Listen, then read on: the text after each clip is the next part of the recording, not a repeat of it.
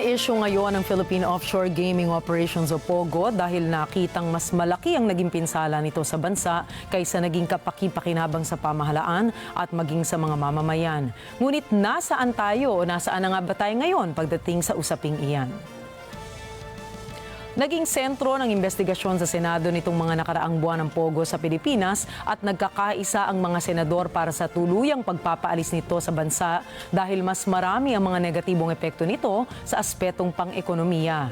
Bukod rito, hindi rin nakukuha ng maayos ng gobyerno ang karampatang buwis na dapat sana ay naliliko mula sa POGO operations dahil ang ilan sa mga ito ay hindi sumusunod sa patakaran sa pagbubuwis at ang iba naman ay gumagawa ng ibang paraan upang makaiwas sa kanilang obligasyon sa gobyerno. Sa China nga mismo ay mahigpit na ipinagbabawal ang pagsusugal at pagpapatakbo ng mga kasino. Kung kaya't dahil sa added pressure mula sa mga panawagan ng taong bayan at kanyang mga kasama sa gobyerno ay nagresulta ito sa isang ultimatum na hinayagaan ni Pangulong Ferdinand Marcos Jr. sa kanyang SONA noong nakaraang linggo. Pakinggan po natin ito. At ngayon po, naririnig po namin ang malakas na sigaw ng taong bayan laban sa mga POGO.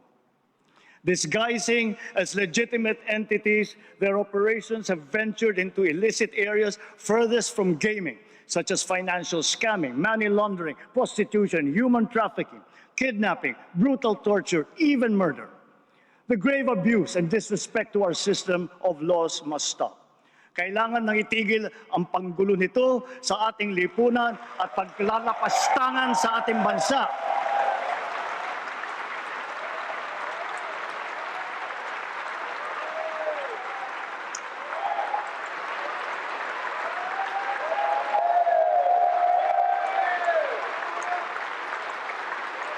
Effective today, all POGOs are banned.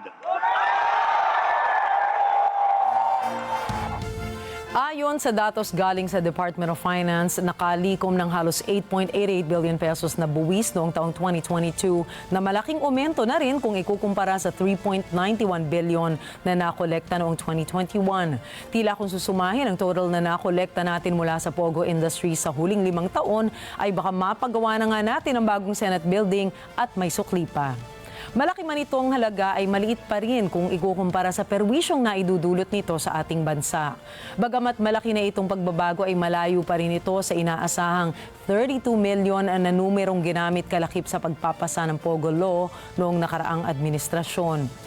Lumabas sa investigasyon ng Senate Committee on Ways and Means na dehado ang gobyerno sa POGO operations dahil marami sa mga ito ang hindi nagbabayad ng tamang buwis at kapag may mga paglabag at napapatawa ng multa ay hindi naman agad nakokolekta ang mga ito at tila ba napapaikot pa ang mga opisyal at mga ahensyang dapat na tumututok sa mga ito. Ang mga dahilang ito ang nagpainit sa ulo ng mga senador kaya nag-isa ng husto ang mga opisyal na ipinatawag sa Senado dahil sa hindi maayos na pagtutok sa mga obligasyong dapat sundin ng mga POGO sa bansa. Nakababahala din rito ang numero ng rehistradong POGO na nasa 32 lamang ang nakalistang active kumpara sa 281 na narehistro bago pumalo ang pandemya. Nakapagtataka lamang bakit paunti ng paunti ang rehistrado ngunit bakit dumadami naman ang dumadami ang nagsusulputang POGO. Kasama na rin dito ang Lucky South 99 na nahaharap ngayon sa mainit na investigasyon matapos makatanggap ng paok mula sa isang confidential informant na idinetalyang siya ay sexually trafficked sa lugar habang tinorture naman ang isang lalaking dayuhan. Nagiging sentro rin pala ng krimen ang mga POGO dahil marami ang naitalang mga kaso ng Philippine National Police o PNP, gaya na nga ng kidnapping, murder at iba pang illegal na aktibidad na ang sangkot ay Chinese nationals. Naitala sa record ng pulisya na karamihan sa mga kaso ng kidnapping sa bansa ay iniuugnay sa mga POGO kung saan ang mga binibiktima ng mga kriminal ay kapwa nila Chinese. Sa paniniwala ng mga otoridad, may mga nakapapasok na mga masasamang loob o sindikato sa POGO at dito sa Pilipinas naghahasik ng kanilang krimen. Taong 2019 hanggang 2023 lamang ay may mga 4,039 individuals ang nasangkot o nabiktima sa 113 crimes kaugnay sa Pogo. Mula sa 113, 65 dito ay may relasyon sa human trafficking. Ang mga krimeng ito ay nagbibigay ng negatibong impresyon sa mga dayuhang negosyante na hindi ligtas ang pagnenegosyo sa bansa, kaya mas lumakas ang panawagang alisin na ang mga operasyong ito sa Pilipinas. Ayon pa sa ibang senador ay nagiging breeding ground ng illegal na mga aktibidad ang Pogo sa bansa dahil bukod sa mga krimen gaya ng kidnapping at mga pagpatay ay kasama rin ang money laundering ng mga sindikato. Nagpalabas pa nga ang China ng pelikula ukol sa krimeng nagaganap sa industriya ng Pogo, hinahayaan pa rin nating mamalagi ito. Mas nangingibabaw anya ang mga negatibong epekto ng Pogo sa bansa kesa sa benepisyong dapat matamasa sa aspeto ng ekonomiya, kaya walang dahilan para panatilihin pa ang operasyon ng mga ito sa Pilipinas. Lumabas na ang operasyon ng Pogo ay may mas nakasisira sa bansa dahil sa pagkalat ng mga bisyo, pagtaas ng mga krimen na ang sangkot ay Chinese nationals, tax evasion o hindi pagbabayad ng buwis ng mga empleyado nilang Chinese at ang tumataas na renta ng mga residential o business properties dahil dumarami ang mga Chinese na nagtatrabaho sa bansa. Dahil po rito, maraming oportunidad ang nawawala sa mga Pilipino dahil sa halip na mapunta sa kanilang mga trabahong ito ay nakukuha ng Chinese dahil ang mga Pogo mismo ang nagdadala sa kanilang mga kababayan sa Pilipinas at nagtatangkilik ng sarili nilang mga negosyo. Tila ginawa nilang sariling teritoryo na ang ating bansa.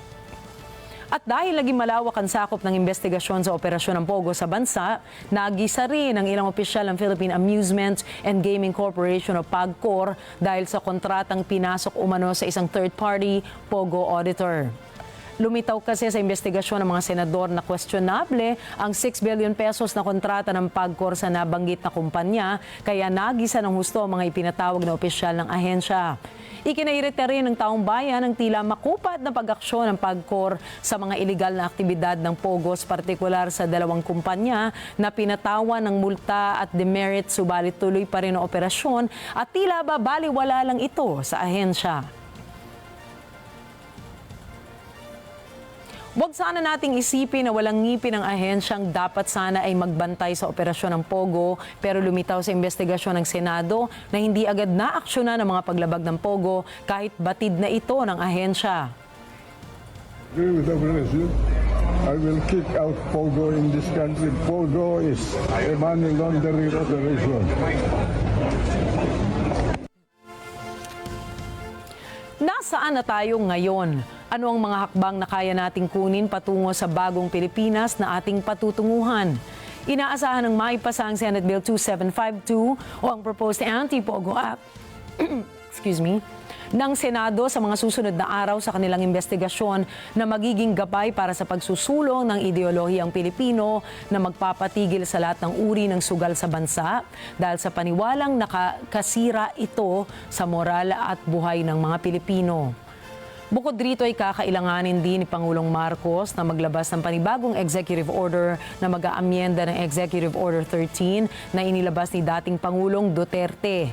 Ayon sa mga mambabatas, hindi sapat ang kikitain ng gobyerno sa mga Pogo, lalo na kung ang kapalit naman ay ang pagkasira ng integridad ng bansa dahil na nga sa mga maraming negatibong epektong idinudulot ng online gaming operations na ito sa ating mga Pilipino. Dapat timbangin kung ano ang mas makabubuti para sa sambayanan at kung alin ang mas mahalaga, ang ating moralidad ba bilang isang bansa o ang maidudulot ng Pogo na dagdag kita sa gobyerno. Kung ano man ang magiging pasya ng mga kinauukulan, naway ito ay bunga ng masusing pagsusuri at pagsisiyasat. Ayon na nga sa isang Chinese proverb, if you don't bet, you don't know how lucky you are. Ngunit bakit nila pinipigilan na magsugal ang kanilang sariling kababayan sa kanilang bansa?